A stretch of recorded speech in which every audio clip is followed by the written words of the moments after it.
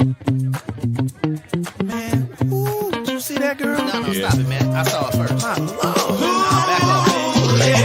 Yeah.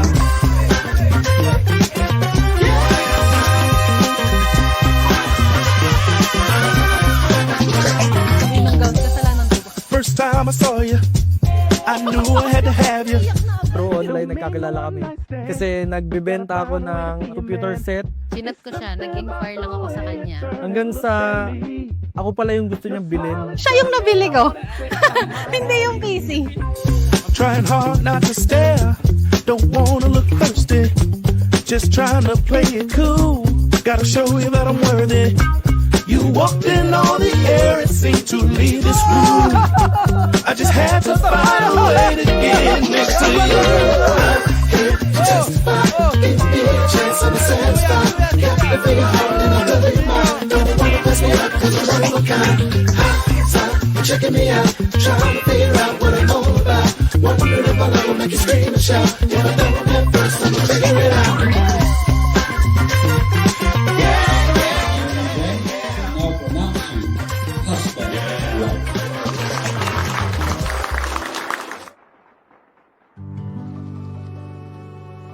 Bobo, this time I would like to honor you and appreciate you in front of many people whom we chose to celebrate our day with. Masaya ako dahil ikaw ang kasama ko sa lahat ng milestones and achievements natin sa buhay. Sa magulong mundo, sana ako pa rin ang payapang hahanap-hanapin mo. Kasi para sa akin, ikaw ang nag-iisang pahinga ko.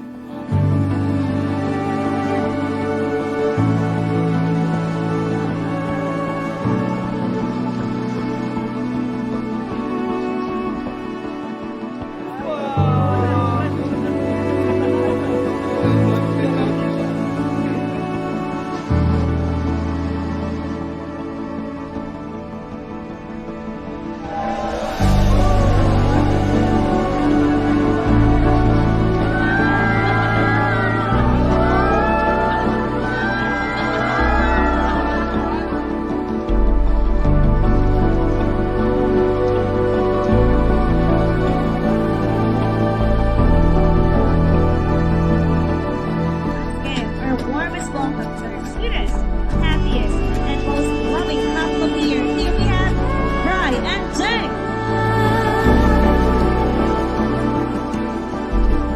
Salamat, Bubu, dahil inayos mo ang buhay ko. Tulutulungan mo ko kung itama ang lahat ng mali ko. Sinasamahan mo kung bumangon kapag nadadapa ako. Salamat kasi ginawa mo kong better person, better version, better son of God. Thank you because whenever I'm with you, I don't have to worry about what tomorrow may bring. Because with you, I know I'm safe. Thank you for always choosing me. I promise to be with you whenever you need me. Promise to hug you. And promise to keep you not for the rest of my life, but for the rest of yours because you're my everything.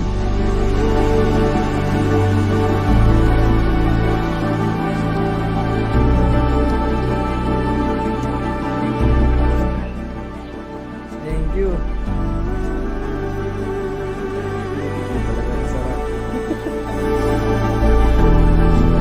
So sa 4 years na yun, sabi ko nga hindi niya ako niligawan. Pero araw-araw naman niya akong nililigawan nung naging kami na.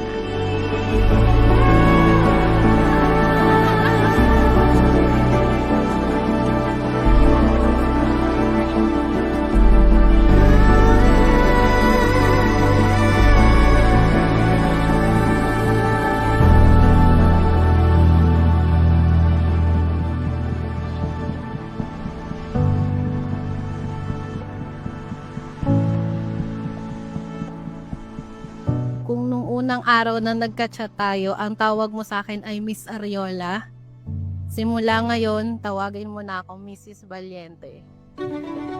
We are all gathered here in the sight of Almighty God and in the presence of these witnesses to join together Michael Brian Valiente and Jeremiah Rosan Ariola in the bonds of holy matrimony.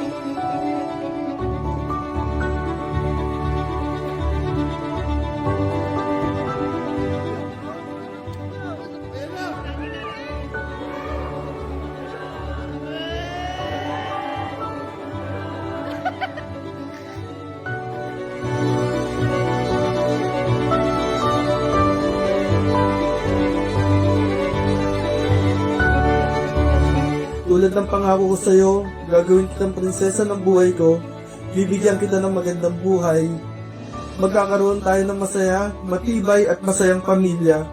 Tutuparin natin lahat ng pangarap natin magkasama. At ito pa, lagi mong tatandaan, hindi ako under, sumusunod lang.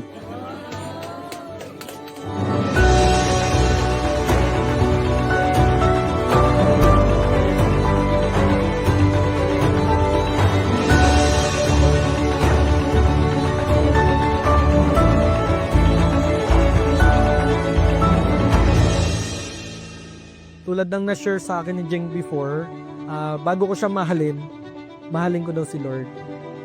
Once na mahalin ko si Lord, lahat ng gagawin namin sa buhay o yung pagmamahal ko sa Kanya ay magiging tama. Because if it is from God, definitely, no matter what you will be going through, your marriage will be purposeful, your marriage will be meaningful, your marriage will be beautiful.